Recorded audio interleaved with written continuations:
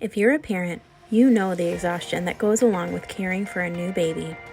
Kathy's sister-in-law, Daiany, recently experienced this and decided to think differently about her approach to getting more sleep for her baby and herself. She jumped into lots of research on sleep, and out of her journey, she came up with a new company and an app in the process. Hello, my friends. I'm Kathy Rhodes. And this week we're going to think differently with my friend and my sister-in-law, Daiany. Daiany is going to share with us this very creative business venture that she's on. I love her story so much that I wanted to interview her. I wanted to have her on the podcast. I want everybody to hear what she's doing because I think, especially if you're a parent, especially if you're a mom, you're definitely going to relate to her struggle and her find for solutions. So a little bit of history. Daiany is located in Stockholm, Sweden. Her and my brother Rob and their beautiful daughter Olivia, they all live in Stockholm, Sweden. So you might hear some things that lead to a different country, and that's because they are in a different country. But also Daiany is actually from Brazil, so you're definitely going to hear her accent. She has beautiful English, so that's not an issue, but she has an accent. So many dynamics going on, but there's one commonality, and that's the exact reason on why she's creating this business, and that comes to parenting. That comes to the struggle of parenting. The biggest struggle that she faced right away was sleep deprivation. Her and the baby, the crazy sleep habits when the baby was born, and just the struggle to figure out sanity. The struggle has actually taken her into a whole new business venture, a whole new career. So enjoy the episode where I interview Daiany, and definitely take a look at the show notes because I have links to her website and her Instagram account and all kinds of ways that you can stay connected. But enjoy. All right. So Daiany, thank you for joining us today. I love your story. I love your creation. I love you. I want to share your story with all my friends. So can you please start like at the beginning? You've started a business. What is it? Why did you start it? Please explain. Absolutely. So I'm creating Mellow, and Mellow is aiming to be the best pocket coach for parents. And it's powered by AI and was inspired in my own story as a new mother. So your little girl is like 2.5, am I right? Yes, absolutely. Okay, so let's go back like 3.5 years ago, before Olivia was even born. What what did you think parenting was going to be like? What did you think the new baby was going to be like? That's a really great question. I don't think I just was so excited. I wanted it so much. I didn't think that would be so much work. I don't know why I didn't remember maybe my friends or family talking about sleepless nights. That was the worst. Like the sleep deprivation was really bad. And for some reason, I didn't know about that. Like it was really a surprise. Even if somebody told you, though, you don't know about it until you have to experience it, right?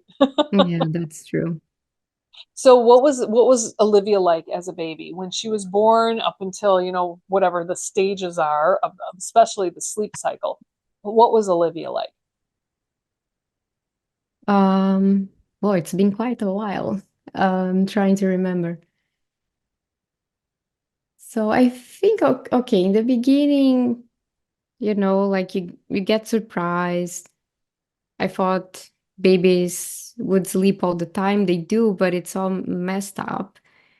And I remember not even having time to properly brush my teeth, taking a shower, and wanting so much to have a little bit of time, be able to rest. She would take like really short naps that I was not able to get some rest because when I was about to fall asleep, she would be waking up again, would only sleep on me. So I had to just be reading, watching TV, or just sitting on the couch because she would be attached to me all the time. I would put her down, she would wake up. So because of that, I couldn't do anything else besides holding her. For at least, I think, the first 2, 3 months was like that. Okay, so now And we fast forward to her at 2.5, and I've been amazed because you guys will send pictures or little videos of her in her crib putting herself to sleep. How did you get from totally dependent to you and sleeping on you to self-sufficient in the sleep category? yes, it was not easy. It was a very long process, starting with a lot of research and getting confused with so much out there, trying to find the right resource. And once I found it, to my surprise, I had to go through many, many hours of videos. Took me quite a few weeks to get through because I was already tired. I had no energy. I would forget things. And to my surprise as well, baby sleep is very complex, like this huge puzzle that all the pieces have to fit well together. Otherwise, it doesn't work. I didn't think it was so hard, so difficult. And talking to other parents, I realized it was the same for them as well. Most of them would just give up in the middle of the process, would not be able to improve, would get really frustrated. Um, After already like have spent a few hundreds of dollars, even after paying a sleep coach or buying an online course. And then I realized, okay, I was able to get through it. I was able to improve. Took me a few months, but I was really also determined to do that because I wanted my freedom back. I wanted her to sleep well. I wanted to sleep well, and I wanted to have my time back as well. So I was really determined to do that. And because of that, of course, I had to research a lot. I have to do different trainings. I had to buy books. And then I caught myself helping my friends, my other moms that just had a baby or was about to leave age as well. And for them, when they were coming to me, like I was giving them the resources, but they were coming back saying, like, I have no energy, I have no time. Can you just tell me what to do? And Wow. then So that's hold when on. You were telling them what to do, right? Because you were giving them the resources, but they wanted something different. yes, they don't want to read, they don't want to go through the videos. It was just too hard. And I was taking that for granted already, because I spent months learning and implementing and just yeah, just trying out all the different methods until I had something that really worked for me. And she was working really well. She was sleeping through the night. I would put her just down to sleep, eyes open. She would spend a few minutes there, just like really happy, and fall asleep without any help. And that was like that every night. Of course, from time to time, when she was going through a development, we would have to kind of learn new tricks. And that's when I realized as well, like, oh, okay, every time they go through a development, it changed a little bit. So I was doing more research and understanding how to navigate that new phase. But it was a lot of research involved. It was a lot of like trying to find different resources to understand even like what I could trust, what I could not. A lot of things out there based on opinions, not really based on science. And this entire process made me realize how much technology can help us as parents, can reduce a lot the work that you have to do to even like finding the right source, the right resource. And then even when you have to consume the content that you don't have time also, like you're really busy on the go, and then you need something easy, flexible, that is able to adapt to your needs. That all is so interesting because I mean, my kids are 24 to 30 years old. This stuff did not exist when my kids weren't sleeping through the night. I mean, we had mom and grandma. That's who we had, Mm. that we would ask little tips and tricks and sanity tools. And so to hear you say that, I mean, the online program that you purchased that can literally teach you how to sleep train your baby. This isn't a young child that can comprehend what you're saying. This is the newborn baby. How old do you think Olivia was when she was sleeping through the night and you were getting your sleep back as well? Yes, I think the first time was around 2 months. She was sleeping like 6, 7 hours until she needed to be fed. And but then the 3 months sleep regression came, and after that was really difficult to actually get her to sleep well. So then I think only when she was 6 months old that we were able to improve again. And yeah, it took me at least I think a couple of months to get her to what it was before. How many hours would you say you've spent researching and listening and reading and becoming an expert?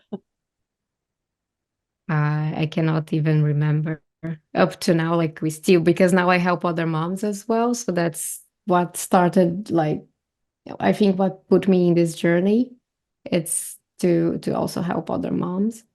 And I get it, like sleep coaches and this kind of online courses is not new anymore, but technology can help, can make it so the entire process so much easier. And that's the thing, like going through the courses, reading books and everything. It took me so long. It took me months to actually see an improvement and a lot of persistence. Um, and other parents don't have the time. Other parents don't have that energy. I don't know how or why I did that, but I did. Let's pretend that I am going to have a baby and I'm going to use your app, Mellow, to help me sleep train the child. What would that look like? What would I have? What would I do? What could I expect as a new mother? Okay, as a new mother, of course, we want you to adapt first, to just get to know your baby. Like during the first months, we really just teach you very gentle strategies that can help you to just lay the foundations and just set like a really nice habit, and we'll prepare you for when the child is like developmentally ready to be sleep trained. And we even don't like to talk about sleep trained because there are different methods out there where they let the child just crying, and that's not really what we do. We did a lot of research during this almost 3 years to actually understand, even like working with psychologists to understand the impact of doing that, like the impact of usual sleep training, and to have something that's really effective, more efficient actually, but also safe. So we have been partnering with psychologists and doctors to understand even how we make that more efficient, effective, but also safe. So, would you say that there are some sleep training methodologies out there that are not safe for the baby? They're not like, I mean, there's repercussions that the baby might have if that approach is taken. The perspective of a psychologist, yes, based on what they know about the brain. So there are some research where they measure just stress hormones, And that during sleep training, of course, it increases, but afterwards it decreases. So there's no really difference between a sleep trained baby and a not sleep training baby, but they are sleeping better, mom is sleeping better, and there's no difference. Like the stress levels go back to normal after a few days. But they quite don't know yet what happens to the brain. Like, is this child maybe in the future they won't trust other people, maybe they will feel always in dangers. They like what can, yeah, just like talking in terms of psychology, how they will behave in the future. So there is no such a research yet. But psychologists, of course, based on what they know and what they know about the brain, they kind of have assumptions and hypotheses how that can affect a child. So that's why we work very hard with even like partnering with psychologists and reading a lot about, researching a lot about to understand how to develop a new method that's also efficient, but you don't have to leave your child crying. And then using the assistance of technology to make this so much easier as well. I like what you said earlier about your friends that, I mean, you gave them all the resources, you're giving them the knowledge to sleep train their baby, and they're not interested in learning it. They don't have time to listen to the video. Whatever the reason is, they're just not using it, and they want you to tell them what to do. In other words, they want you like with them all the time to say, okay, this is the age of the child, now we need to look for this, or now we need to do. In essence, that's what your new app Mellow is going to do, right? Exactly. So with the age of the child, we are going to be able to tell them roughly what are their biological needs. And then through some quick assessments as well, and over time, AI can learn these specific needs and even tell like when they're going through a sleep disruption due to development, and be able to tell a parent before it happens and what are the strategies they can use, for example, to navigate through that development, where they can minimize the impact of the disruption as well. Wow. So I think about, because I had 3 kids, I think about having 2 toddlers plus a newborn. If I could get into your app for all 3 kids, I don't have to be surprised when my 2-year-old now has a sleeping disorder and the newborn is going through this and my 3-year-old's going through it. Your app is going to just keep me in line and tell me what I need to know when I need to know it for each child, right? Exactly.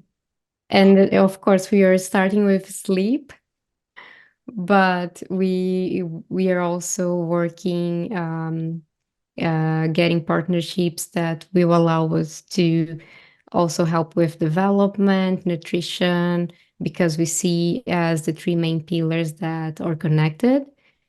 And usually other tools out there, they give you a lot of knowledge, of course, a lot of courses that you go through, but it's very passive.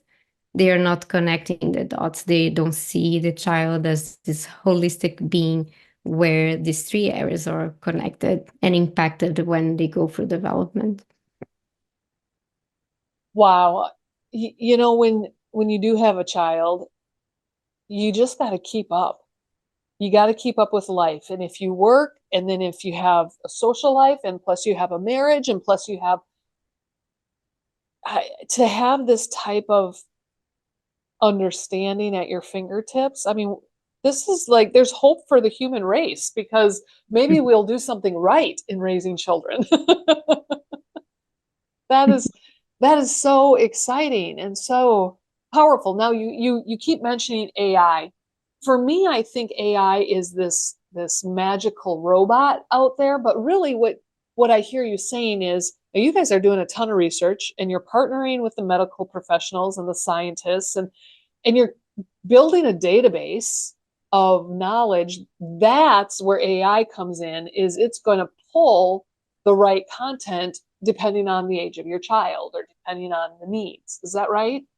Yeah, AI can work very differently. So you can have AI to just personalize a product. You can have AI to give you answers. You can have AI that will actually also ask you questions to assess a specific problem. So AI is actually a piece of technology that you can build so many different things based on that. AI tends to be this kind of a beast out there, but you're using Yeah. it in a way that is almost like a dynamic Google search in your own database. It's not, like you said, it's not the whole internet. It's truly the Yeah. research you're working on. Yes.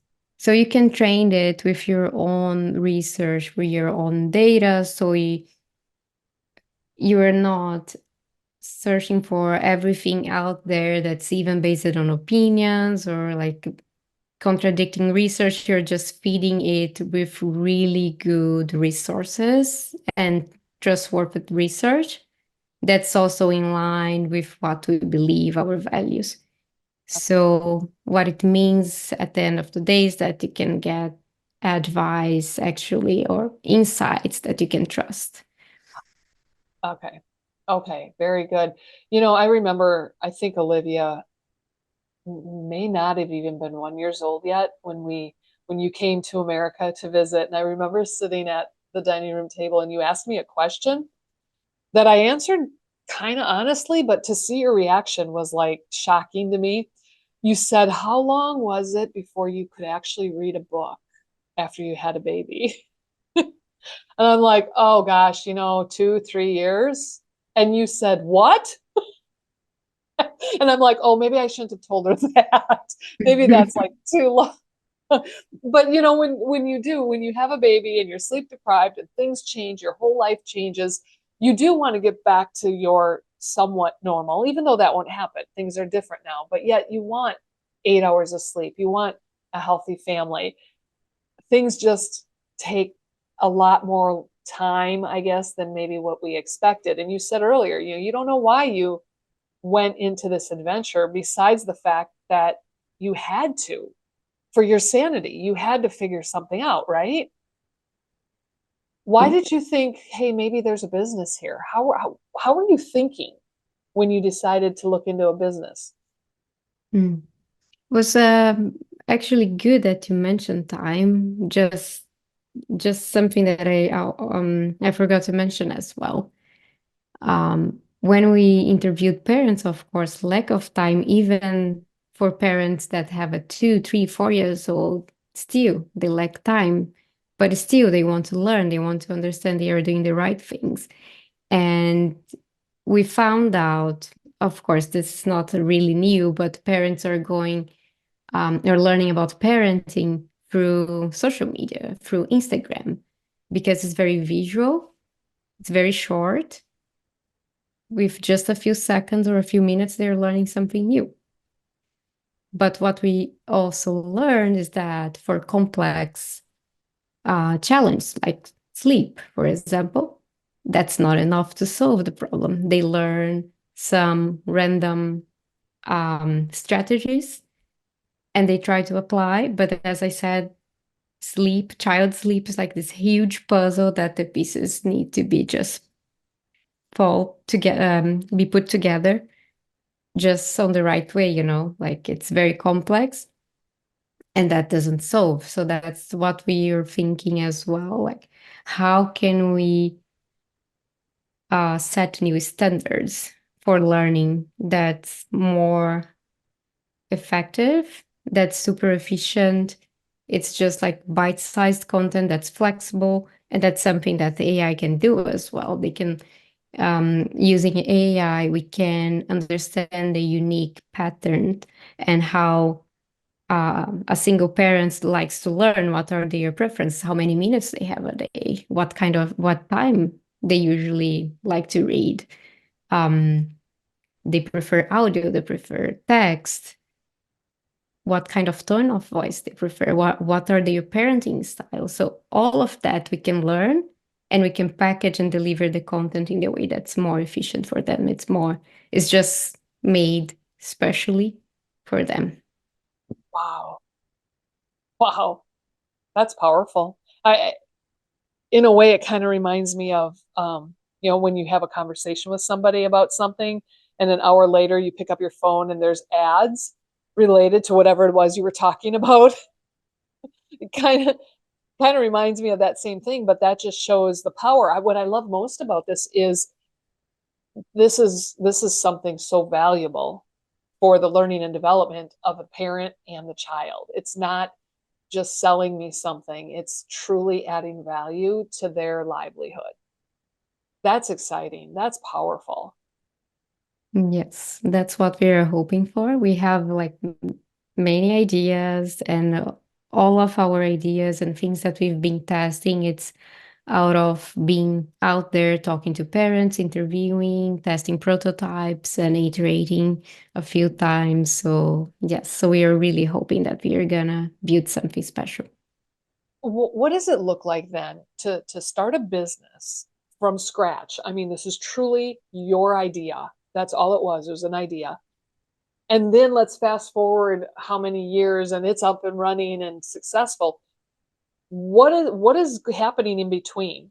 You've mentioned research. What else needs to happen to really get this off the ground? I think for me was a big changing mindset.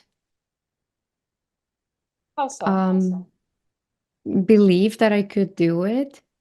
I've been working tech for 17 years now as a product designer, and I didn't believe I could do it. I thought I never done this before. I don't have all the skills I need to have to do it. And you know what? Other people don't as well. And I just had to trust, and I knew I didn't have all the answers, but I'm gonna find them.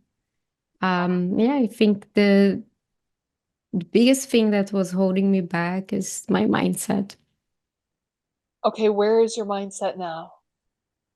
Um, I'm very focused on learning as part of the journey, to enjoy what I'm doing and be patient.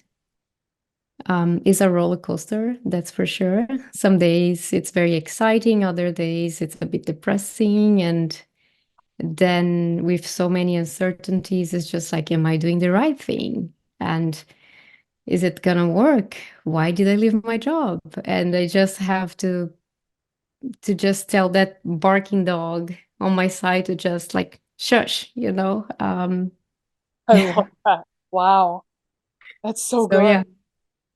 Um yeah, I think yeah, for me what's a lot about mindset was about telling the wrong stories and having to rephrase those stories, and just trust that even though if things don't work out, I'm learning so much, I'm enjoying so much what I'm doing. So I think that's worth it.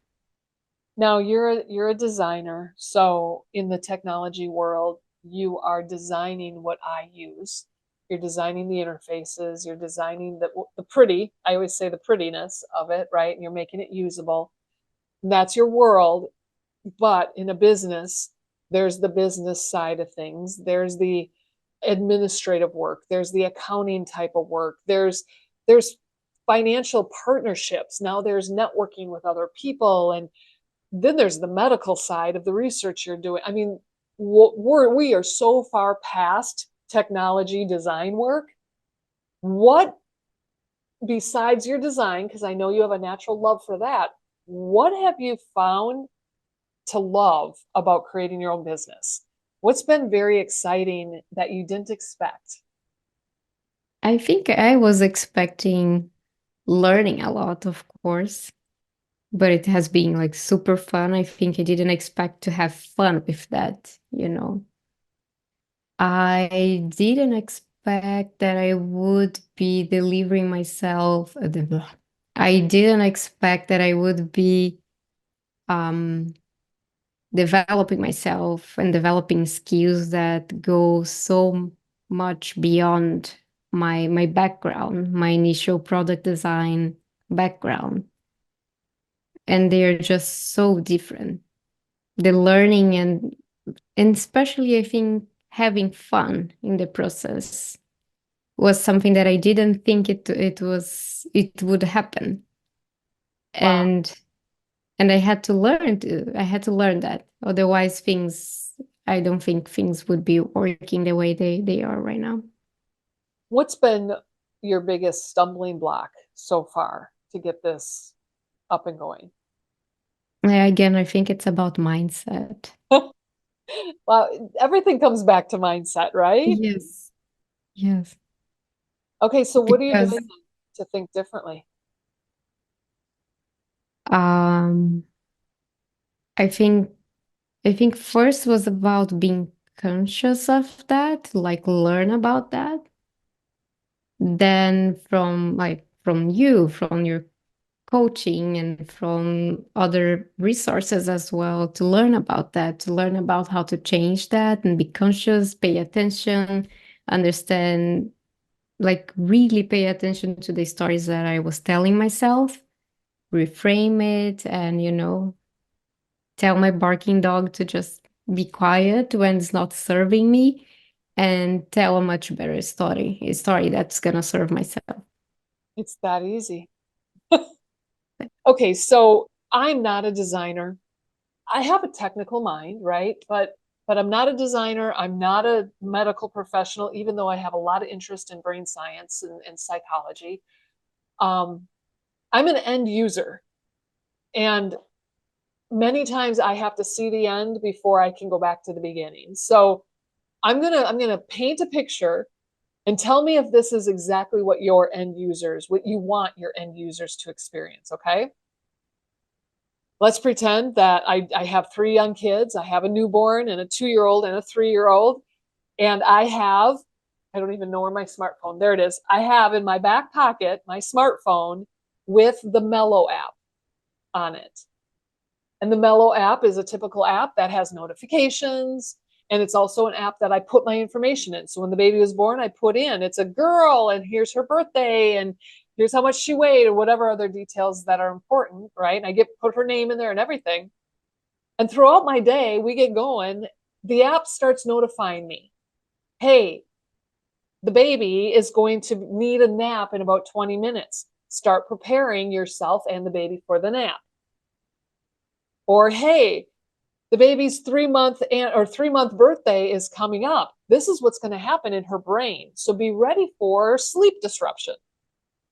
Is that what the end user can start to expect once your whole program is fully developed and launched? Yes, absolutely. That And is also, so exciting. yes. And when you go through unexpected challenge as well, you're going to be able, with the help of AI, to assess the specific challenge, and then we can give you the right strategies. So no more searching everywhere and trying to even understand how to phrase your question to Google, because you don't know what is happening. But we can ask with the right questions, just a few seconds, we can help you to even understand what you're going through, and we can give you the right strategies.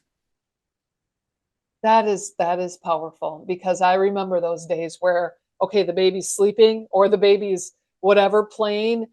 I got to quick pick up toys. I got to quick do this, quick do that. And suddenly the baby's cranky because I missed the napping window, or I missed the feeding window, or whatever the case is. We get so crazy in our world because there's so much happening, to have that little helper in our back pocket to just assist us. I'm not Yeah. saying I want to have kids again, but I think this would bring such like confidence in the mothering world, that is so very exciting. Yes. Okay, so I know the app isn't fully developed yet, and you're working on partnerships and getting the content. How can people stay connected with you in your journey as you launch this program?